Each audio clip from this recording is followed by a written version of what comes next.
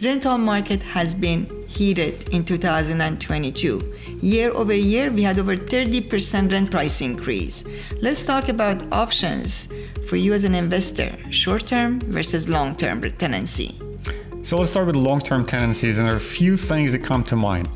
A huge positive, of course, is a peace of mind that a landlord would have if they have a great tenant, that the cash flow is going to be coming in every single month, and the guaranteed quote unquote from headaches over the next 2 to 3 years. However, if there's an issue with the tenant, which sometimes happen, there are a few things that can become huge headaches. For one, the tenants might not end up being as tidy as they purport to be when you first sign them up.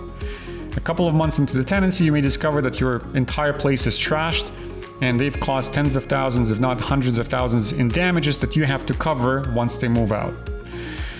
Or they all of a sudden decide to stop paying you rent, which is a huge problem in today's environment within the landlord and tenancy boards. It might take up to 8 months to resolve, and all the while the cash flow is at zero because your home is essentially not rented.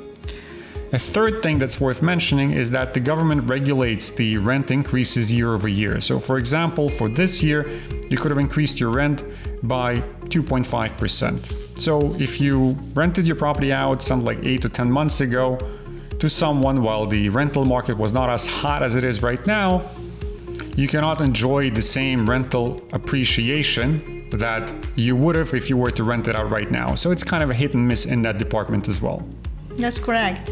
Indeed, you have a chance of also renting your place furnished short-term, which eliminates all the headaches you might have with a long-term tenancy, simply because you might be thinking of selling your home next year or moving into the property yourself, and that will bring a lot of flexibility for you.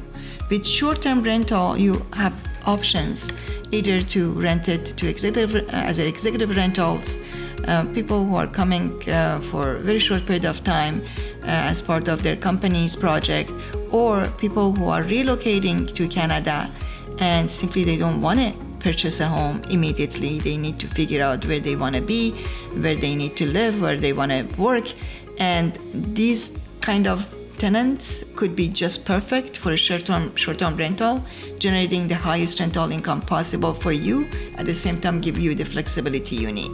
Exactly. So Mitra brings up a great point in that when you're dealing with the short-term rental, you're always in step with market increases. So if the rental market increases by 10 or 15% over a certain period of time, you actually there to catch that increase with the next tenant, which might happen 3 or 6 months down the road because your tenancies are short.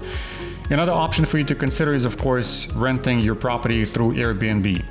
That will depend on whether your building or your specific building within its bylaws allows for Airbnb rentals, or maybe if you have a detached or semi-detached home, you need to consult with your municipality as far as what their specific regulations are with respect to Airbnb rentals. But that's another option for you to consider that will bring you the highest levels of rent possible. Oftentimes, people are concerned about those options because they simply don't know how they work exactly. And that's where property management companies like ours come into play.